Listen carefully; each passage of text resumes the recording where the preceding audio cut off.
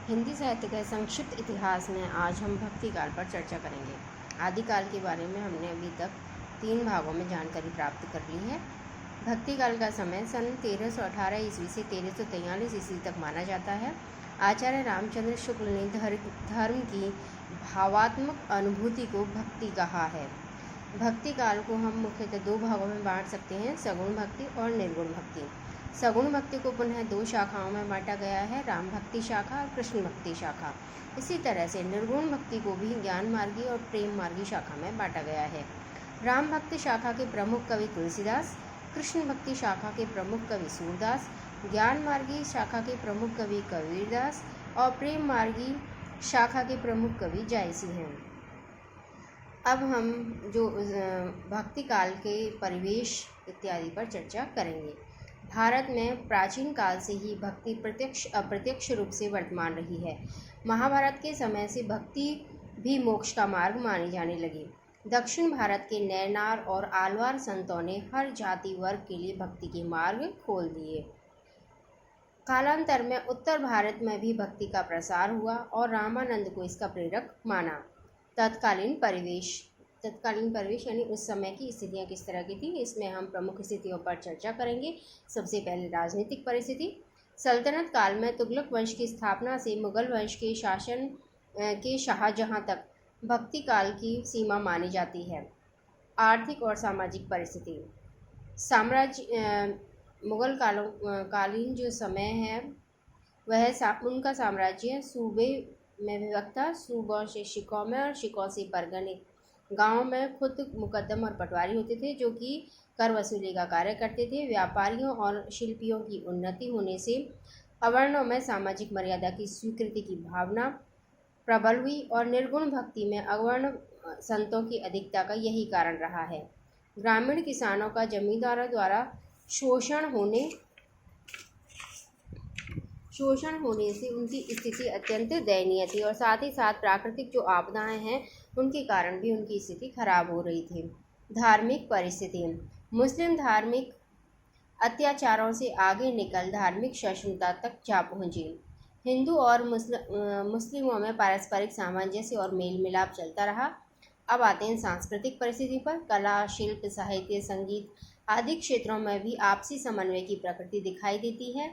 प्रेम और भक्ति का प्रभाव सांस्कृतिक गतिविधियों में परिलक्षित होता है।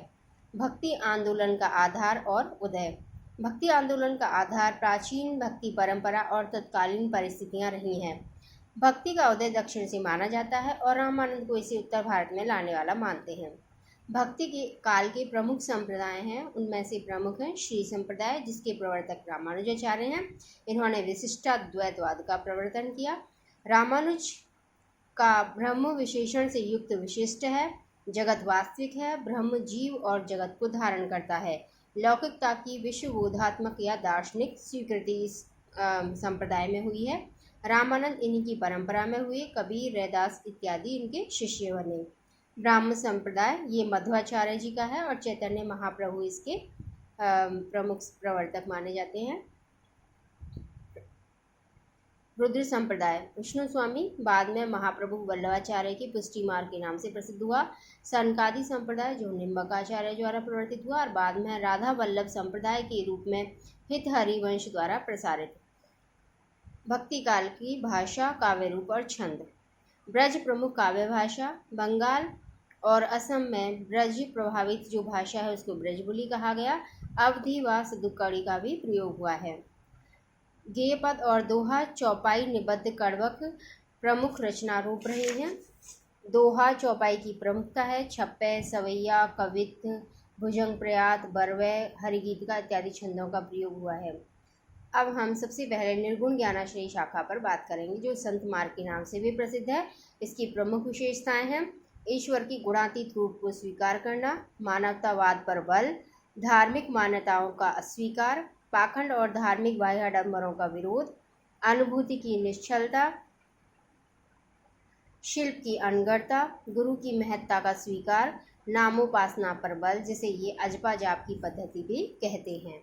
इनके प्रमुख कवियों में सबसे पहले आता है नामदेव का, जिनका समय 67 ईस्वी इनका जन्म है वो माना जाता है। संत विसोबा खेचर इनके गुरु हैं। सदुक्कड़ी भाषा में रचित रचनाओं में निर्गुणोपासना, कर्मकांड का खंडन, ब्रह्म के स्वरूप का निरूपण इत्यादि इनकी विशेषताएं हैं। कबीर इनका समय 1397 से 1518 ईस्वी माना जाता है। कबीर के काव्य में वेदांत का अद्वैतवाद, नाथपंथियों की अंतर साधनात्मक रहस्य भावना, हठ योग, कुंडली योग, सहज साधना, इस्लाम का एकेश्वरवाद मिलता है। कबीर जीवन की सहजता के निकट हैं, इसलिए इनके काव्य में छंद, अलंकार, शब्द शक्ति आदि गौण है और लोक मंगल की चिंता प्रधान है। सदुक्कड़ी भाषा का प्रयोग, ठेठ शब्दों के प्रयोग के कारण आचार्य हजारी प्रसाद द्विवेदी ने इन्हें वाणी का डिक्टेटर कहा है। इनकी उलट बांसियाँ और अंतर साधनात्मक अनुभूतियों को असामान्य प्रतीकों में प्रकट करती हैं।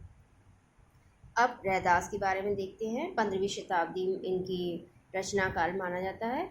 समय इनका अनन्यता, भगवत प्रेम, दैन्य का आत्मनिवेदन और सरल हृदयता इनकी रचनाओं की विशेषता है।